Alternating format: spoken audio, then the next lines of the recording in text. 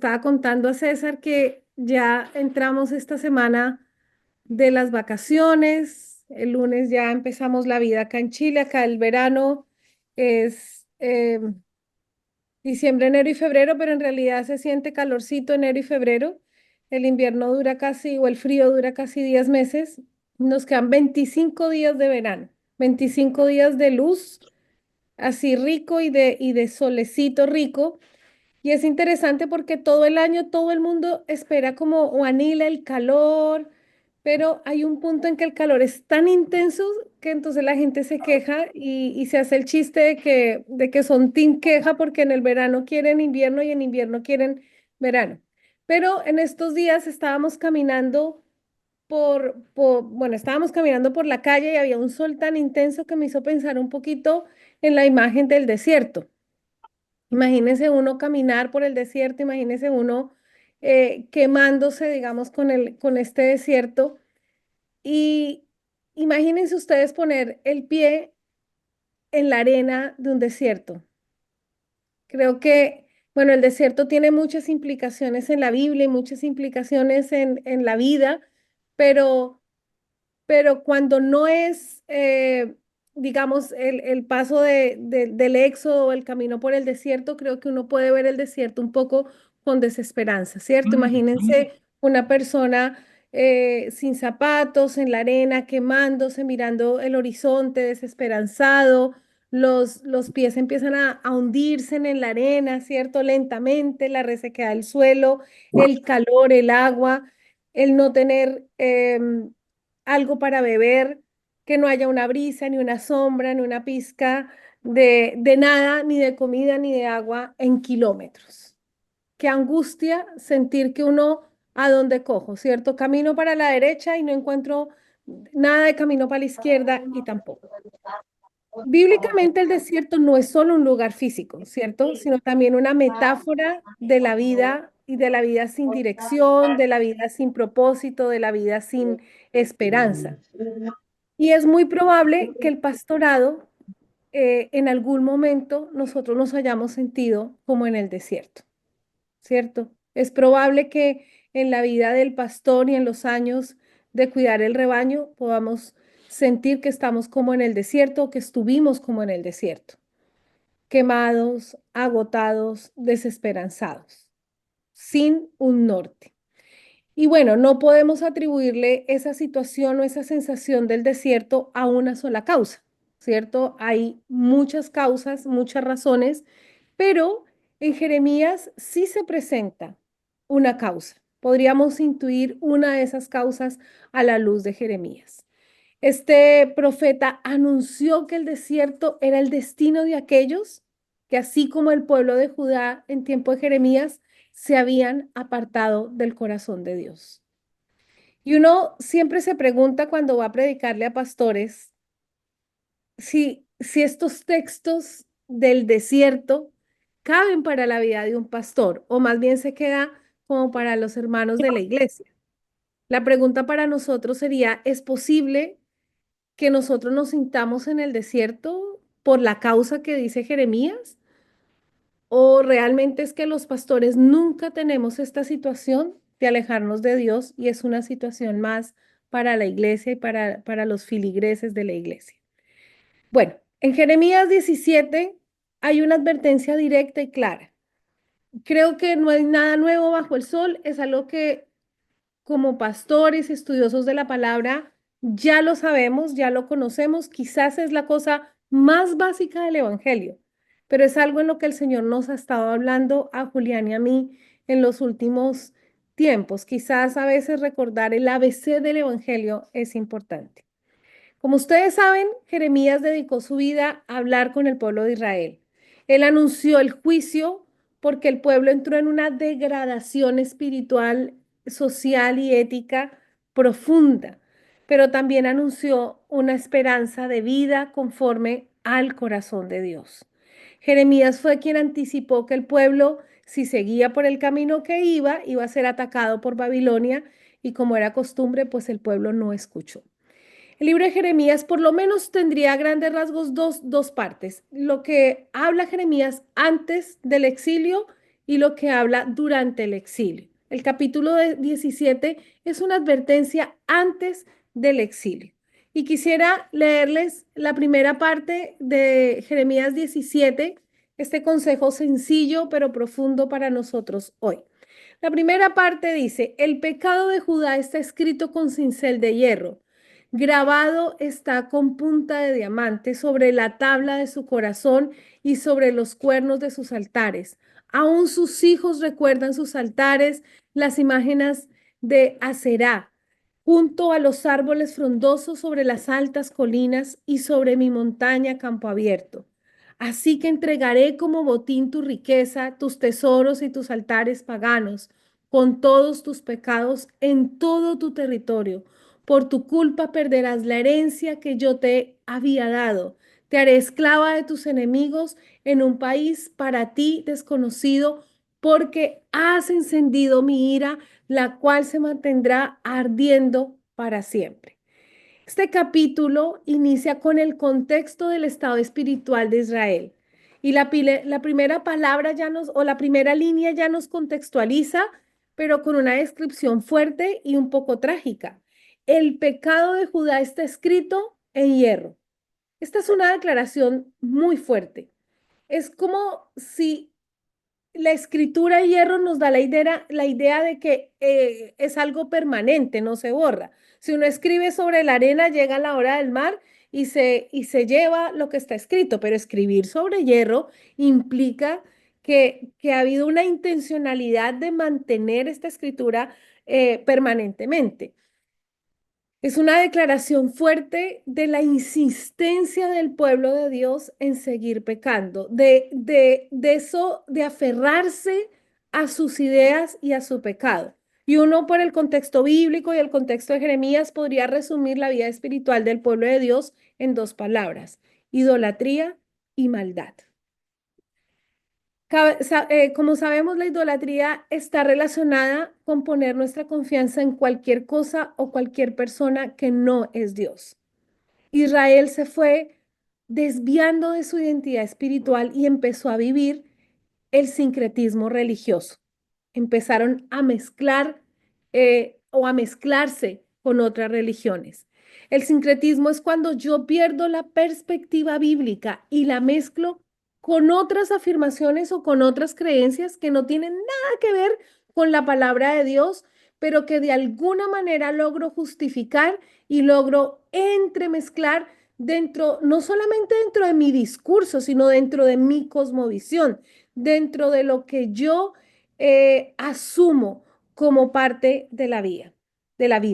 Me atrevería a decir que este no es un problema eh, solamente de los hermanos de la iglesia, sino que como pastores también estamos en la tentación de desviar nuestra teología y sumarle otras cositas para poder convivir con el ministerio o robustecer nuestros discursos. Cuando nosotros nos quedamos con un discurso, cuando el discurso se queda pegado, cuando ya no tenemos una palabra nueva para decir, cuando las cosas a veces no van bien, empezamos a sumar cosas que no son bíblicas y que no puede que no estén mal. El problema está en creer que hacen parte del propósito y parte de la Biblia. El resultado de la idolatría y del sincretismo implica sostener la religiosidad, es decir, sostener los ritos, sostener las formas externas, pero sin la comprensión teológica y sin una relación con Dios. Yo quisiera repetir esto porque me parece importante. Cuando nosotros nos vamos por el camino de la idolatría nótese como confiar en cualquier cosa además de Dios o junto con Dios o en vez de Dios. Y cuando camino en la idolatría, cuando camino en el sincretismo, que es la mezcla de otras cosas y se las metemos a la Biblia, implica caminar por el, valga la redundancia, por el camino de la religiosidad. Y eso implica mantener los ritos, mantener las formas externas, pero sin la comprensión teológica y sin la relación con Dios. Por eso de vez en cuando es bueno pensar, ¿y nosotros por qué hacemos lo que hacemos? Ah, porque siempre lo hemos hecho así en la iglesia. Ojo con eso. Ojo con eso, porque hay que tener una comprensión del propósito de Dios en cada cosa que nosotros hacemos.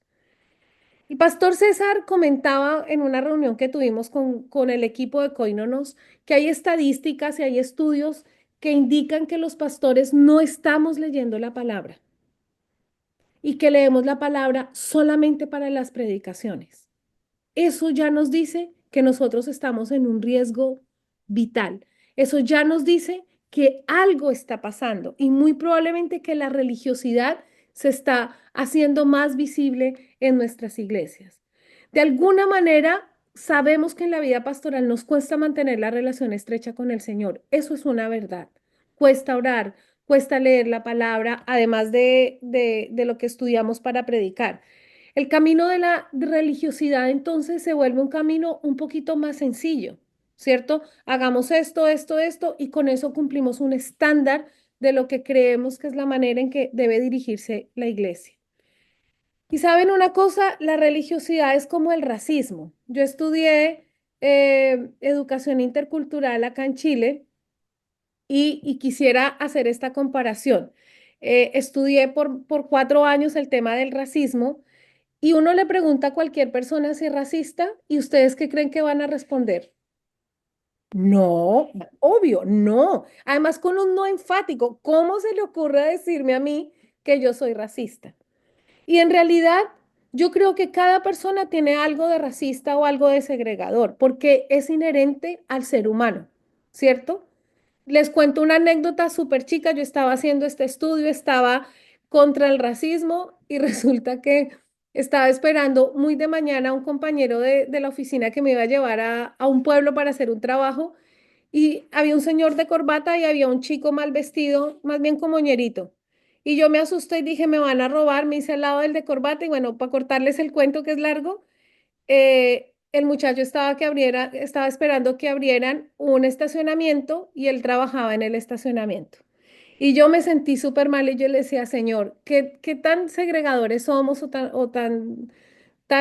bueno, eso no es racismo, pero sí es segregación, ¿cierto? Entonces le decía, Señor, perdóname y gracias por hacerme notar que el mismo discurso que yo digo, yo lo tengo dentro de mi corazón.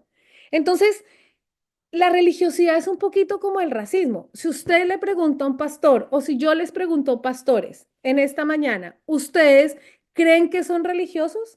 ¿Qué creen que me van a responder? No, y un no enfático, ¿cierto?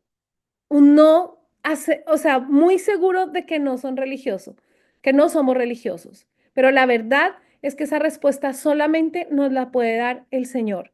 Y creo que una pregunta que podemos hacerle al Señor hoy día es, Señor, muéstrame qué tan religioso, qué tan religiosa soy, qué tanto la religiosidad ha cambiado mi relación contigo.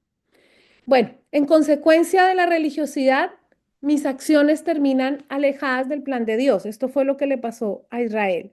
Y por eso entra algunas características que no son propias del reino de Dios. El egoísmo, la injusticia y la vida empobrecida éticamente, que fue lo que le pasó al pueblo de Israel. Si seguimos mirando el texto de Jeremías, en el versículo 5 y 6, pues Jeremías nos plantea dos consejos. El primero está en el 5 y el 6 y nos dice, así dice el Señor, una frase muy fuerte también, maldito aquel que confía en los hombres, que se apoya en fuerzas humanas y aparta su corazón del Señor. Será como una zarza en el desierto, no se dará cuenta cuando llegue el bien, morará en la sequedad del desierto, en tierras de sal, donde nadie habita. El primer consejo entonces nos recuerda que es peligroso poner nuestra confianza en el ser humano, en las fuerzas humanas, porque por lo general implica apartar el corazón del Señor. Creer en el hombre puede ser creer en otro hombre o creer en nosotros mismos. Uno de los pecados o una de las idolatrías más grandes del siglo XXI es la egolatría, el confiar en nosotros mismos, en ponernos nosotros mismos en el primer lugar. Ustedes miran los Reel o los TikTok o los Instagram, los videitos de Instagram de psicología y la mayoría están apuntando al narcisismo. Y el narcisismo no es otra cosa que la egolatría, creer en sí mismo. Y creo que se nos hace fácil confiar en nuestras capacidades intelectuales, económicas, físicas, emocionales. Se nos hace fácil poner nuestra confianza en las relaciones que tenemos con nosotros, perdón, con otros. El colombiano sí que apela a esto. Usted no sabe quién soy yo soy el hijo de, yo soy el amigo de, yo soy el hermano de, ¿cierto? Pero también se nos hace fácil como pastores creer en nuestras estructuras y en nuestros planes de iglesia. Y a veces es común escuchar más la predicación de la estructura denominacional y del plan de iglesia que del mismo evangelio. Y hermanos queridos, yo no creo que sea mal tener una buena estructura, ni creo que sea malo tener un plan de iglesia. El problema es cuando nuestra confianza está en aquello.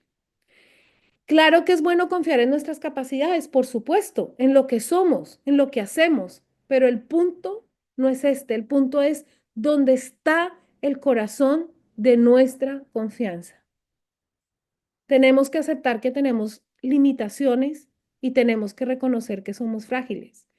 Y saben, por esto es que Koinonos tiene tanta importancia, porque tenemos que exponer nuestra fragilidad en algún lado, tenemos que tener relaciones donde podamos ser frágiles y podamos aprender a no confiar tanto en nosotros mismos.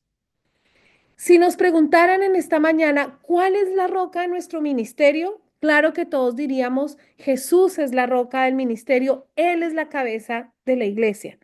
Pero quizás en un análisis personal, profundo, sincero, podamos encontrar que hayan otras rocas que comparten el protagonismo con el Señor. Por ejemplo, si yo soy teólogo y otro pastor no lo es, entonces uno puede decir, no, es que yo predico mejor porque yo me gradué del seminario. Eso no es verdad. Yo puedo confiar en mi denominación. Yo tengo una denominación grande que me respalda. En cambio, la iglesia pequeña independiente está sola. Es una rueda suelta, decimos nosotros, ¿cierto? Tampoco es correcto. Alguien puede decir, mire, en realidad es que mi modelo de iglesia viene de Estados Unidos, de Canadá, de Europa, y por eso es mejor que otras iglesias que tienen modelos latinos, y etcétera, etcétera, etcétera. Conocemos nosotros en un examen sincero que nuestras iglesias se comparan, que hay competitividad en las iglesias y entre los pastores. Y eso sucede cuando compartimos la cabeza de la iglesia o cuando compartimos la roca de la iglesia. Cuando no es solo Jesús el que está como cabeza de la iglesia. Constantemente tenemos la tentación de confiar en el hombre y de confiar en nuestro propio corazón. Y es interesante, no voy a tocar este tema por tiempo, pero si ustedes miran la parte final de este capítulo, desde el verso 9, el Señor afirma algo súper importante. No hay nada más engañoso como el corazón del hombre. No tiene remedio. ¿Quién puede comprenderlo? Entonces, confiar en el hombre es confiar en un engaño porque no hay nada tan engañoso como nuestro propio corazón. A pesar de que el mundo romantice, no sé si se dice así, lo que sentimos en el corazón. Disney es especialista en romantizar lo que dice el corazón. Nosotros escuchamos las canciones, no sé, el grupo Nietzsche, hagamos lo que dice el corazón, y crecimos con esta visión de que si mi corazón me lo dice, eh, lo voy a hacer. El mismo Jesús Adrián Romero dice, yo no confío con la mente, lo hago con el corazón. Las mismas canciones cristianas nos alientan a buscar lo que dice el corazón, nos alienta a seguir lo que dice el corazón. Pero la Biblia dice que el camino, que quien cree en el corazón, el camino es perverso. Con eso se justifica la infidelidad y la inestabilidad. La Biblia nos dice Ojo, el corazón es engañoso y por ende, ojo, que los seres humanos somos engañosos. Claro que tenemos que confiar los unos a los otros. Yo creo que ustedes entienden el punto en el que yo quiero llegar. Necesitamos dejar de ser engañados por nuestro corazón y así, si comprendemos esto, vamos a dejar de depender de nuestra propia prudencia, de nuestra propia sabiduría. Porque Jeremías nos dice que seremos una zarza en el desierto, que moraremos en sequedad, en tierras donde nadie habita. El resultado de confiar en el ser humano o de confiar en sí mismo es el desierto, es la sequedad y es la soledad. Y perdónenme, pero estos son tres estados en los que por lo general los pastores nos vemos identificados. Escuchamos frecuentemente a un pastor diciendo me estoy quemando, estoy sin aliento, me siento solo. Son tres quejas recurrentes en la vida del pastor. Y no quiero decir que en todos los casos la causa sea la religiosidad, la idolatría o que yo confío más en el hombre que en el Señor. Pero yo creo que sí vale la pena preguntarnos por qué encontramos hoy día tantos pastores en estado de desierto, en estado de sequedad y en estado de soledad. Estos tres estados son bastante conocidos por el ser humano de este siglo. La idea del desierto sin Dios implica escasez, dificultad, la sensación de mucho trabajo y de poca retribución. Y de ahí el dicho popular de arar en el desierto. La idea de sequedad implica la noción de no dar fruto, de una tierra árida. Y la sensación de soledad no es necesariamente la ausencia de personas alrededor, sino implica una sensación de sentirse desamparado, de no contar con nadie. Algunos han afirmado que la verdadera pandemia del siglo XXI es la soledad. Y es curioso que hay personas que pueden experimentar el desierto, la sequedad y la soledad, pero buscan solución en aquello que les causan estas aflicciones. El pastor que está en el desierto, en sequedad y en soledad, por lo general se refugia en el trabajo pastoral. No busca ayuda, no busca, y perdónenme, voy a hacer acá una afirmación, puede usted no estar de acuerdo y lo comprendo, pero yo siento que esto le sucede más a los hombres que a las mujeres, más a los pastores hombres que a las pastoras mujeres. Pero nosotras lloramos, buscamos amigos, buscamos la oración, buscamos el consuelo. El pastor dice, no, yo puedo con esto, yo lo puedo dominar, yo puedo solo. Y ojo con esto, porque cuando ya se busca la ayuda, ya el daño está bien, bien profundo. Solo como muestra, les cuento que la ciudad donde yo vivo, que es Temuco, la región se llama la Araucanía fue la región más evangelizada de Chile. Sin embargo, han aumentado en un 65% las hospitalizaciones por depresión. Entonces, no hay una coherencia y es la región que sistemáticamente ha tenido la pobreza multidimensional más grande de Chile. Entonces, no hay una coherencia entre ser en tener mucha evangelización, pero al mismo tiempo seguir siendo la región más pobre y una de las regiones con aumento de hospitalizaciones por depresión, de lo que se sabe, digamos, de quienes están hospitalizados. Las estadísticas de pastores con depresión aumentan. Las estadísticas del suicidio en Colombia aumentan. En América Latina, en Chile, aumentan. Entonces, algo nos dice que necesitamos aprender a poner nuestra confianza en el lugar correcto y eso nos lleva al segundo consejo de Jeremías 17, porque alguien está pidiendo la cita bíblica. Jeremías 17, verso 7, el segundo consejo. Bendito el hombre que confía en el Señor y pone su confianza en Él. Será como un árbol plantado junto a aguas que extiende sus raíces hacia la corriente. No teme que llegue el calor y sus hojas están siempre verdes. En época de sequía no se angustia y nunca deja de dar fruto. Esta es una figura absolutamente conocida por nosotros. Solo una lectura atenta nos recordaría algo que ya sabemos. algo que es lo básico, que es lo primordial. Confiar y obedecer a Dios trae bendición.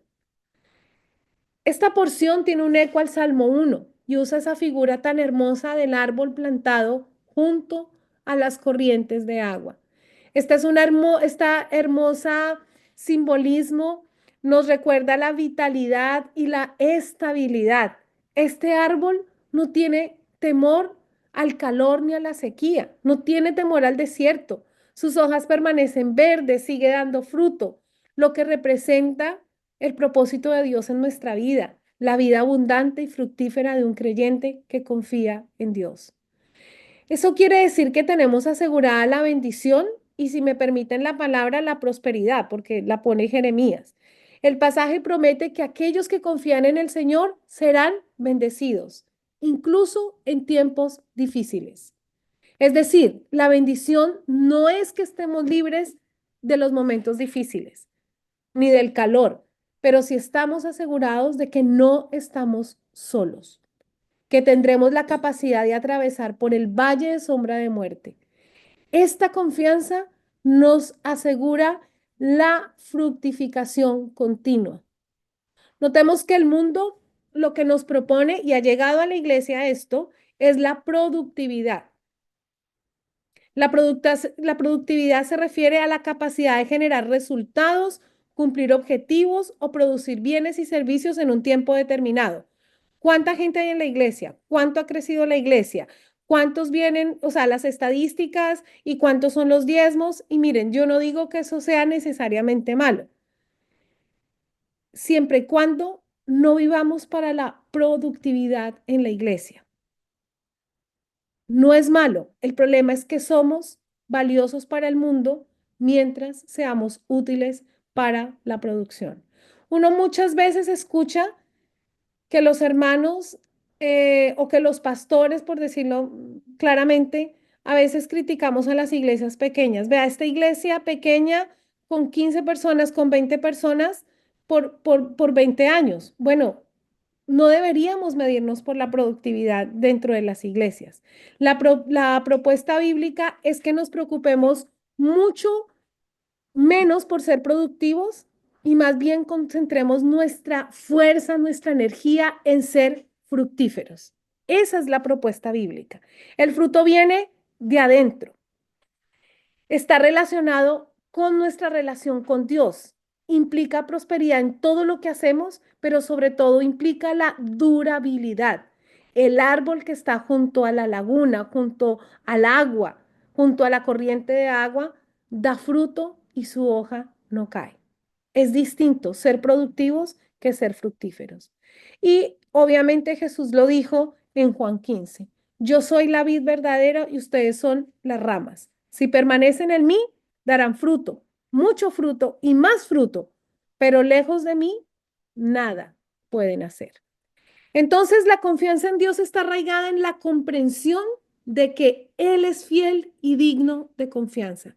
Esta relación de pacto es un tema recurrente en el Antiguo Testamento y se cumple en el Nuevo Testamento a través de Jesucristo. Este pasaje es un recorrido poderoso de las bendiciones que provienen de una confianza profunda en Dios, animándonos hoy como pastores a depender de Él para enfrentar las pruebas con resiliencia y con paz, con tranquilidad.